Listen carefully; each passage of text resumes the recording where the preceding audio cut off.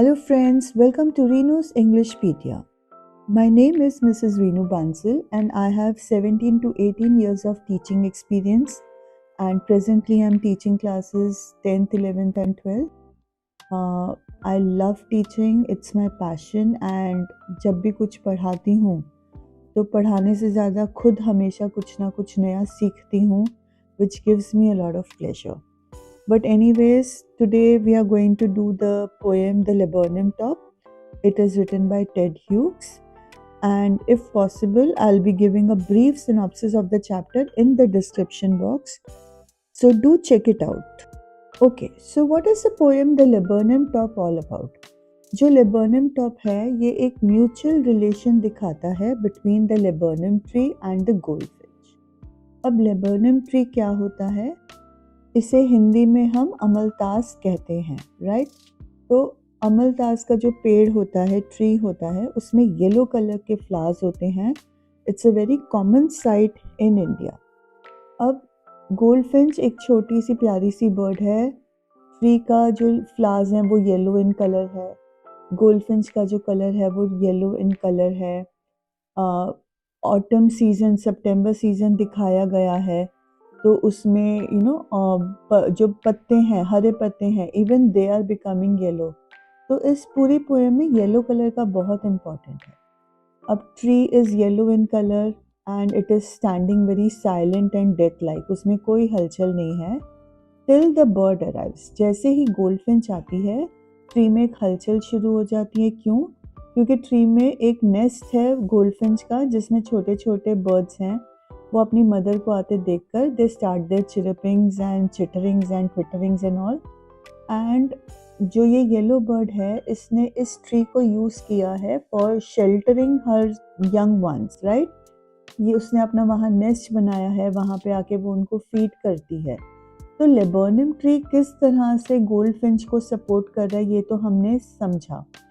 Problem आती है जब बच्चे ये नहीं समझ पाते हैं कि how is the bird helping the laburnum tree.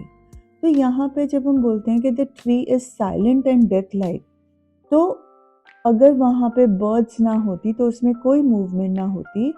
Goldfinch के आने से पूरी ट्री में मूवमेंट शुरू हो जाती है, इट कम्स अलाइव, उसमें जान आ जाती है। तो बेसिकली इस कंसेप्ट के ऊपर ये पूरा पोएम बेस्ड है। And the moment the goldfinch feeds her young ones she flies away, and the moment she flies away the tree again becomes silent and death like. So this is how they are talking about a symbiotic relationship between the goldfinch and the tree. Both are helping each other in different ways. अब अगर हम इस poem की rhyme scheme की बात करें तो इस पोएम में कोई राइम स्कीम नहीं है। The poem is written in free verse. First stanza में we talk about the condition of the tree before the arrival of the bird. Bird के आने से पहले ट्री का कंडीशन क्या था उसके बारे में पता चलता है। सेकेंड स्टैंजा में बर्ड आती है तो उसमें किस तरह के चेंजेस आते हैं। And third stanza is again emphasising the condition of the tree after the bird has flown away. Okay, so now let us study the poem in detail. The first stanza of the poem is, the laburnum top is silent, quite still in the afternoon yellow September sunlight, a few leaves yellowing, all its seeds fallen. You can see the stress on the yellow color. September sunlight है तो yellow in color है। सितंबर में autumn season है तो जो leaves हैं वो भी येलो हो रही हैं, जो उसके फ्लावर्स हैं again they are yellow. So there is a lot of stress on the yellow colour. अब लेबर्नम ट्री का एक और इम्पॉर्टेंट पॉइंट है, इसके जो सीड्स होते हैं दे आर पॉइजनस सीड्स। मतलब there is, in spite of having something negative, the tree is promoting positivity and calmness. मतलब जो लेबर्नम ट्री इस पोएम में सिंबल है, it is a symbol of peace and calmness. अब afternoon September sunlight में जो laburnum top है वो बहुत क्वाइट है, स्टिल है, साइलेंट है, उसमें कोई भी मूवमेंट नहीं हो रही है। There is no movement at all. उसके leaves due to the autumn season are turning yellow, but उसके जितने भी पॉइजनस सीड्स हैं वो सारे के सारे दे हैव फॉलन, गिर चुके हैं। indicating that the autumn season is has started. And then जो येलो लीव्स हैं, जो उसके ड्राइड सीड्स हैं, ये हमें एक फीलिंग देते हैं कि जैसे विंटर सीज़न अप्रोच हो रहा है। विंटर सीज़न से पहले जो ऑटम सीज़न है, it is creating an image of decay and decline. And the autumn season in human life is also marked with the same deterioration. Okay, in the second stanza, we talk about the arrival of the goldfinch. Till the goldfinch comes with a twitching chirrup, a suddenness, a startlement at a branch end, then sleek as a lizard, and alert and abrupt, she enters the thickness, and a machine starts up of chitterings and a tremor of wings and trillings. The whole tree trembles and thrills. Okay, in this stanza there are some words which are creating an image. जैसे twitching word है। twitching का मतलब होता है a sudden jerky movement। तो जब bird आती है तो वो twitch करती हुई, जब कभी हमारी आंखों में एक twitching movement automatically होने लग जाता है, तो उस तरह से। startlement again एक sudden shock होता है। abrupt होता है बड़ी तेज़ी से अचानक से आ जाना। चिटरिंग होता है जो बर्ड की साउंड्स होती हैं, chirping sounds. Tremor of wings का मतलब होता है जो विंग्स का हमारे इनवॉलेंटरी मूवमेंट, वाइब्रेशन होता है। एंड ये जो सारे वर्ड्स हैं, ये एक हमारे दिमाग में एक इमेज क्रिएट करते हैं। अब बेसिकली इस स्टैंजा में बता रहे हैं कि गोल्डफिंच जब आती है, वो अपने ब्रांच एंड पे बैठती है, तो उसके आने से वो जो लाइफलेस ट्री है वो अलाइव हो जाता है, उसमें जान आ जाती है। कैसे अलाइव होता है? Because the arrival of the bird results in a sudden chirping sounds of the baby birds. ये चिरपिंग साउंड जो है वो साइलेंस को ब्रेक करता है। अब बर्ड ट्री में कैसे आ रही है, ये भी एक बार क्वेश्चन डीएवी बोर्ड में आया था कि how does the bird enter and depart from the tree. तो she enters the tree like a lizard. She is very alert and abrupt. Alert किसके लिए? For any predator who may be harmful to her birds। कोई बड़ा bird है, vulture है, eagle है, या may be कोई स्नेक है जो उसके बेबी बर्ड्स के लिए डेंजरस हो सकता है। तो she is alert for any kind of predator. And abrupt इसलिए है बिकॉज वो मतलब आराम से नहीं आ रही है, वो फटाक से आ जाती है, so that she doesn't draw any predator's attention. मतलब basically it means that the bird is very vigilant and quick in her movement. अब मदर है ना, तो उनके लिए सबसे बड़ा एपिथेट जो लगेगा दैट इज़ कॉशियस। हम मदर को, गोल्डफिंच को कैसे डिस्क्राइब कर सकते हैं? She is very cautious about the safety of a baby birds. वो ट्री में एंटर करती है विद ग्रेट केयर, ताकि कि उस किसी प्रेडेटर को उसके उस ट्री में उसके बेबी बर्ड्स के होने का ना पता चले। जब वो ट्रीज़ की थिकनेस की तरफ मूव करती है, तो उसके बेबी बर्ड्स एक चिरपिंग और ट्विटरिंग साउंड शुरू कर देते हैं। वो अपने विंग्स को फ्लटर करना शुरू करते हैं, जिससे पूरा ना साउंड आता है लाइक अ मशीन स्टार्टिंग अप, राइट? अब जब अंदर की मोटर शुरू होगी तभी इंजन शुरू होगा ना, तो ट्री को हम इंजन भी कह रहे हैं। एनीवेज, वो नेक्स्ट स्टैंजा में आई एक्सप्लेन। तो अब उनकी चिटरिंग से क्या होता है, पूरी जो ट्री है वो शेक होना शुरू हो जाती है।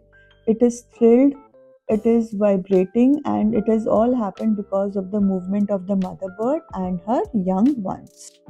Continuing with the second stanza, it is the engine of a family. She stokes it full, then flirts out to a branch end, showing her barred face, identity mask. Okay, in these lines, flirts out का मतलब है flies out. It is not the modern version of flirting. It over here means to fly out. Stoke का मतलब होता है when you add fuel to the engine. आपने trains में देखा होगा, जो पुरानी ट्रेन्स थी जो कोयले पे चलते थे, वो कोयला वो फर्नेस में, वो भट्टी में डालते थे, so that is known as stoking. And barred का मतलब होता है it is marked with bands of colour, vertical lines of colour हैं, तो उसका वो जो बार्ड फेस है, गोल्डफिंच का जो फेस है, उस पे लाइंस बनी हुई हैं, and that is the identity mask of the goldfinch. A very oft asked confusion question, कुछ भी कह लो, यहाँ पर आता है कि इंजन किसको बोला जा रहा है। तो मैंने इसी चक्कर में इसे प्रीवियस लाइन को यहाँ पे स्लाइड में इंक्लूड किया है। आपको रूल अगर प्रोनाउंस का पता हो, then you need to understand the rule of proximity of pronouns. अब क्लियरली स्टेटेड है कि the whole tree trembles and thrills, it is the engine of a family. तो इट किसको रेफर कर रहा है? बहुत लोगों के दिमाग में है it is referring to the goldfinch, the baby birds, और is it referring to the tree. अगर हम प्रॉक्सिमिटी ऑफ प्रोनाउंस की बात करें तो इट रिफर्स, आप यहाँ पे देखोगे इट क्लियरली स्टेट कर रहा है that it is the whole tree, it is the tree which is trembling and thrilling, and it is the engine of her family. उसकी फैमिली का इंजन है वो ट्री, उसकी फैमिली का इंजन है। शी स्टोक्स इट फुल, मतलब वो ट्री का जो जो इट वो ट्री इज द इट, वो ट्री को पूरा भर रही है। यहाँ पे ही कंफ्यूजन आता है कि ये जो इट है ये ट्री के लिए यूज हुआ है कि बेबी बर्ड्स के लिए हुआ है, because she is actually filling the bellies of the baby, वो अपने बेबी बर्ड्स को खाना खिला रही है। तो कंफ्यूजन आता है दिमाग में कि वो the word it has been used for the baby birds, but ऐसा नहीं है। वो अपने बेबी बर्ड्स, उसके एक बेबी बर्ड नहीं है, उसके काफी सारे हैं, तो इट नहीं हो सकता था। It is referring to the tree. जब वो अपने बच्चों को खाना देती है तो बच्चों का पेट भरना किसी ना किसी हद तक वो ट्री का पेट भरने लायक है, and that is why she Stokes it full, वो ट्री का पूरा इंजन को फ्यूल से भर रही है। एंड जैसे ही उसके कारण से वो पूरा ट्री का वाइब्रेशन शुरू हो जाता है। जैसे हम कोयले को इंजन के फायर प्लेस में फीड करते हैं, वैसे ही जो गोल्डफिंच है वो अपने बेबी बर्ड्स को फीड कर रही है, जिससे ट्री इट स्टार्ट्स वाइब्रेटिंग। अब जब बेबी बर्ड्स का हंगर सेटिस्फाई हो जाता है तो ट्री का इंजन भी पूरी तरह से वाइब्रेट करके वो लाइफ उसमें आ जाती है। अब फीड करने के बाद, बर्ड्स के सेटिस्फैक्शन के बाद, दोबारा से वो ब्रांच एंड पर फ्लाई करके चली जाती है, and she is ready to launch herself towards the infinite sky, मतलब वो एक नई उड़ान भरने के लिए तैयार है। The last stanza talks about the flying away of the goldfinch. Then with airy delicate whistle chirrup whisperings, she launches away towards the infinite and the laburnum subsides to empty. तो यहाँ पे जो मैंने क्वेश्चन डिस्कस किया था, how does the goldfinch enter and depart from the tree, तो enter उसने किया था sleekly, alertly, abruptly, but depart कैसे कर रही है? With airy delicate whistle chirp whisperings. अब इसका मतलब क्या है? जो एरी का मतलब होता है that is weird and strange, बड़ा अजीब सी आवाज। विसल चिरप विस्परिंग्स का मतलब होता है gentle whisper like sounds, right? And so this is the complete answer. अब बर्ड तो एक विसल चिरप, एक एरी साउंड के साथ उड़ गया, then what happened to the laburnum tree? Bird के उड़ते सार ही there is again a sudden silence upon the tree, and इस इमेज के through the poet is creating an image of lifelessness and emptiness, कि ट्री के अंदर भी जान किससे आई थी? It was only by the goldfinch. Goldfinch के आने से ही उसमें जान आई थी, और जैसे ही गोल्डफिंच गई it once again became lifeless and empty. With this, we come to the end of the poem, so let us discuss the theme and the message. तो इस पोएम की थीम और मैसेज क्या है वो आपको ऑलरेडी मैंने पहले भी बताया है। It's showing a mutual relationship between the laburnum top and goldfinch. तो इसी के ऊपर फर्स्ट क्वेश्चन आता है कि how do the laburnum top and goldfinch benefit each other और are beneficial to each other. इस तरह से कोई भी क्वेश्चन इस थीम के ऊपर आ सकता है। तो गोल्डफिंच लेबर्नम टॉप के लिए क्या करता है? वो उसके अंदर जान लेकर आता है, और लेबर्नम टॉप गोल्डफिंच के लिए क्या करता है? It provides a nest for its baby birds. Second theme और मैसेज है, it celebrates life through the symbols of laburnum tree and goldfinch. The importance of living together. तो ये फर्स्ट वाली ही थीम का कंटिन्यूएशन है कि ये दोनों जो चीज़ें हैं, लेबर्नम ट्री और गोल्डफिंच है, ये सिंबल्स होते हैं ऑफ सेलिब्रेशन ऑफ लाइफ। ये हमें बताते हैं how life becomes better when we live together in companionship, friendliness. हम एक दूसरे के साथ मिलजुल कर रहते हैं तो हम एक दूसरे को कैसे हेल्प कर सकते हैं। Next is it celebrates the beauty and calmness in the versatility of nature. Nature इतना वर्सेटाइल है, आपका मन जितना मर्जी उलझन में हो, टेंशन में हो, जब आप नेचर के बीच में होते हो तो आप उसकी ब्यूटी को महसूस करते हो और आपका माइंड ऑटोमेटिकली काम हो जाता है, शांत हो जाता है। इवन ऑटम सीजन जिसको हम बोलते हैं, पतझड़ है, सब कुछ मतलब ख़त्म हो रहा है, life is ending, but autumn season की एक अपनी ही ब्यूटी है, एक अपनी ही सेरेनिटी है, एक अपनी ही शांति है। It has a lot of silence and it's a very peaceful silence. Again goldfinch के अंदर एक और इम्पॉर्टेंट मैसेज है अबाउट द पेरेंटल इंस्टिंक्ट। कैसे एक मदर बर्ड अपने बेबीज़ का ध्यान रखती है, सिर्फ उनको फूड नहीं प्रोवाइड करना बट उनकी सेफ्टी का भी ध्यान रखना। तो ये एक पोएम जो है ये पेरेंटल इंस्टिंक्ट को भी पोर्ट्रे करता है, पेरेंटल नर्चर एंड केयर को भी पोर्ट्रे करता है।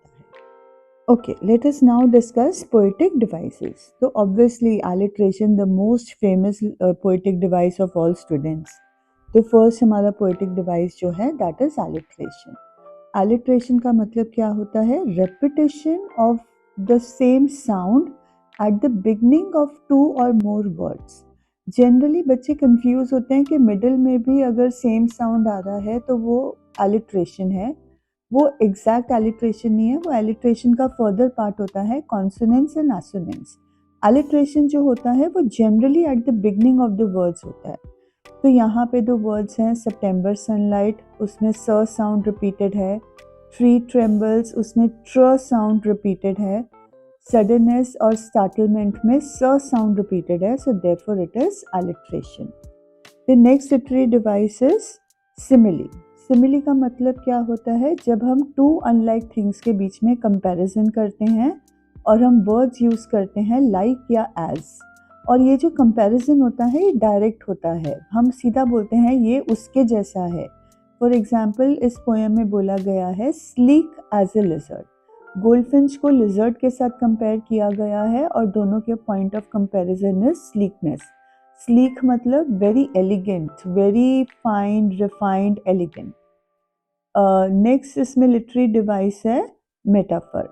मेटाफर का मतलब होता है it is also comparison between two things, but ये डायरेक्ट कंपेरिजन नहीं है like simile, it's an implied comparison.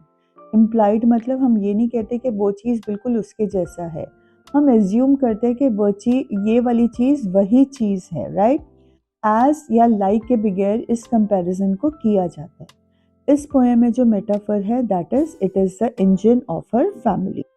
The next literary device over here in this poem is personification. Personification मतलब कोई इनएनिमेट ऑब्जेक्ट या idea, it does some action of a human being, right. It is doing something that humans do. तो generally trees के लिए हम नहीं बोलते हैं कि tree is trembling and thrilling, humans के लिए बोला जाता है, बट यहाँ पे पोएट ने ट्री को पर्सोनिफाई किया है by giving it the action of trembling and thrilling. The next literary device is transferred epithet. Transferred epithet का मतलब होता है जब एक एडजेक्टिव अपनी राइटफुल जगह से हम उसको ट्रांसफर कर देते हैं to another noun, you know, where it is closely associated, with which it is closely associated. अब यहाँ पे ट्रांसफर्ड एपिथेट है in the line barred face identity mask. Basically barred face में आपको ट्रांसफर्ड एपिथेट दिखेगा, जो उसका फेस है वो एक्चुअली जो वर्ड बार्ड है, जो एडजेक्टिव बार्ड है, it is rather used for the vertical flowers on the tree, right. वो जो वर्टिकल फ्लावर्स हैं वो शैडोज क्रिएट कर रहे हैं और ये शैडो जो हैं वो उसके फेस के ऊपर पड़ रहे हैं, तो ऐसे लगता है जैसे उसका फेस है वो बार्ड हो गया है by the shadows made by the flowers of the trees. तो ये word barred has been transferred from the tree to the face of the goldfinch and then again identity mask यहाँ पे क्यों बोला गया है, बिकॉज ये जो उसका चेहरा है, अगर आप देखोगे गोल्डफिंच का फेस, तो आधा येलो है आधा ब्लैक है, तो this is the identity of the goldfinch, तो इसीलिए ये बार्ड फेस आइडेंटिटी मास्क को यूज किया गया है. Then the last literary device in this poem are the symbols that the poet uses. जैसे laburnum top है, it is a symbol of peace and calmness. जो येलो सितंबर है, yellowing leaves है, ये सब ऑटम सीजन को सिंबलाइज करते हैं. ये पासिंग एज, समय कितना आसानी से पास हो जाता है, ये उस चीज को सिंबलाइज कर रहे हैं. और गोल्डफिन जो है, it is a symbol of life and liveliness. So these are the three symbols that have been used in the poem. So with this we come to the end of the poem. I hope that now you have understood the subtleties of the poem. आपको engine किस word के लिए, किसके लिए बोला गया है, engine क्यों बोला गया है, ये समझ में आया है. And some of the questions that can be correlated to the theme. So these are the important points of the poem. So with this, I bring the video to a close. I hope you liked it, and do suggest it to your friends, whoever is in 11th and 12th. So thank you for the same. Thank you so much.